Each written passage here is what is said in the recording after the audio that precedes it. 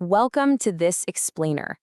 Today, we're going to unravel one of the most fascinating paradoxes in global economics, using the incredible case study of Indonesia. You know that feeling when you look at a country's currency exchange rate and immediately make an assumption about how rich or poor that nation is? It's a totally natural reflex. But today, we're going to see why that reflex is often completely wrong.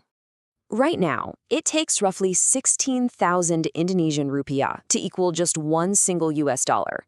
16,000. I mean, you practically need a whole wad of cash just to buy a cup of coffee.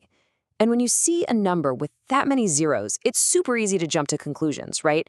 You'd probably think a currency with such a low face value must belong to a weak, struggling economy that's just totally falling behind on the global stage.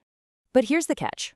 Indonesia is actually one of the top 20 largest economies in the entire world. So how on earth does that work? How can a nation be an absolute economic heavyweight while its cash seems so, well, lightweight? It feels like a total contradiction. To figure this out, we're going to have to peel back the layers and look at what actually drives national wealth. Part 1, the domestic growth engine. To solve this economic riddle, we've got to look inward at Indonesia's ultimate superpower, its own people. We are talking about a massive population of over 280 million citizens. That makes it the fourth largest population on the planet. And this is absolutely crucial because unlike a lot of developing economies that rely entirely on exports, the ones that only grow if other countries buy their stuff, Indonesia isn't just relying on the outside world. It is fueled by a massive, hungry domestic market right inside its own borders. And what happens when you have a rapidly growing middle class? You get relentless, massive demand across the board. We're talking hundreds of millions of people earning more and spending more on everyday essentials. Things like housing, new cars, smartphones, banking, retail, the whole shebang. This builds an economic foundation that is incredibly resilient to global shocks because the demand is coming from inside the house. Plus, this massive consumer base has basically birthed one of Southeast Asia's absolute largest internet economies. There is just explosive, rapid growth in e-commerce, digital payments, ride-hailing, food delivery, fintech, you name it. This digital revolution is creating millions of new jobs and pulling in heavy foreign direct investment into the apps and platforms that Indonesians are using every single day. Global companies see this huge, tech-savvy market, and they definitely want a piece of the pie. Moving on to part 2, a global resource powerhouse. So Indonesia isn't just buying things and downloading apps. They are also perfectly positioned to supply the modern world with exactly what it desperately needs. Billions of dollars in foreign exchange just pour into the country, thanks to a rich bedrock of metals and minerals. We're talking tin, copper, and gold, right alongside massive energy exports like coal, natural gas, and palm oil. They literally sit on the raw materials that fuel and build global industries. But there is one specific, vital resource where Indonesia holds strategic dominance. They are the undisputed king of nickel, literally the world's absolute largest producer. And in a world that's rapidly transitioning to renewable energy, nickel is incredibly valuable. It is a critical mineral required for renewable energy storage and, most importantly, the batteries that power electric vehicles. Now, historically, a lot of resource-rich countries would just mine their raw ore and ship it overseas, basically letting other nations capture all the manufacturing profits. But Indonesia played this brilliantly. They actively encouraged and actually mandated domestic processing. So instead of just exporting raw dirt, they're keeping that step of the value chain at home. They are capturing the immense value of manufacturing EV batteries and stainless steel right within their own borders. It's a real game changer. Which brings us to part 3. Building for the future.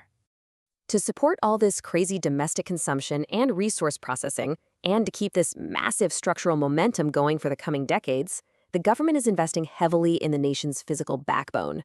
They are doing wide-scale development of roads, world-class ports, modern airports, railways, huge power generation facilities, and new industrial parks.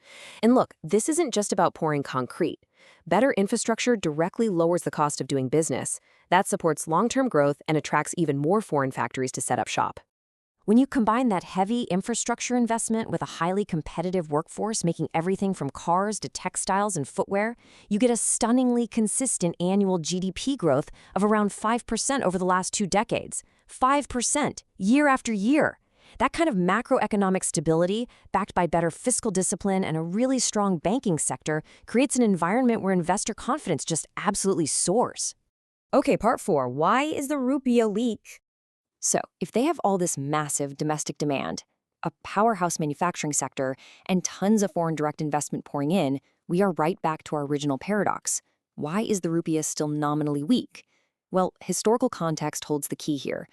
Over many decades, Indonesia experienced periods of higher inflation than the United States, which naturally eroded the currency's face value over time. Then, the 1997-1998 Asian financial crisis hit, causing a sudden, massive depreciation of the rupiah. But here is the vital takeaway for today.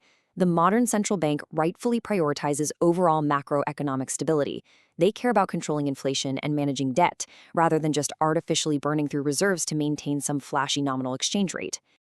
And finally, part 5, redefining true economic strength. It is totally time to permanently separate the idea of a currency's denomination from the actual health of a nation's economy. Just consider this stark contrast. It takes about 16,000 Indonesian rupiah to buy $1, but only about 86 Indian rupees to buy that exact same dollar. Now, nobody would logically argue that India is nearly 200 times richer than Indiana just because of the math on a banknote. The difference here has nothing to do with economic dominance. It is literally just about each country's unique currency denomination and their long-term monetary history. Even though their currency faces look entirely different, India and Indonesia are both incredibly successful economic engines. India, a top 5 global economy, leverages its 1.4 billion people primarily in services, IT, and pharmaceuticals. Meanwhile, Indonesia, a top 20 economy, leverages its massive 280 million person domestic market, manufacturing base, and raw materials like nickel and palm oil. They are both absolute global powerhouses, despite their vastly different currency values. So the ultimate takeaway of this explainer is that real economic strength is forged in factories, digital innovation, smart investment, and relentless consumer demand. It's driven by the productivity of a workforce and the sheer industrial output of a nation. It is never simply about the zeros printed on a bill. Indonesia proves, without a doubt, that a country can be an absolute giant in the global economy, all while using a currency with a low nominal value. I'll leave you with this final thought to ponder today. If a 16,000 to 1 exchange rate can hide an economic titan like Indonesia, what other global economies are you misjudging right now based on surface-level numbers? It might just be time to completely rethink how we measure the wealth of the world. Thanks for diving into this with me.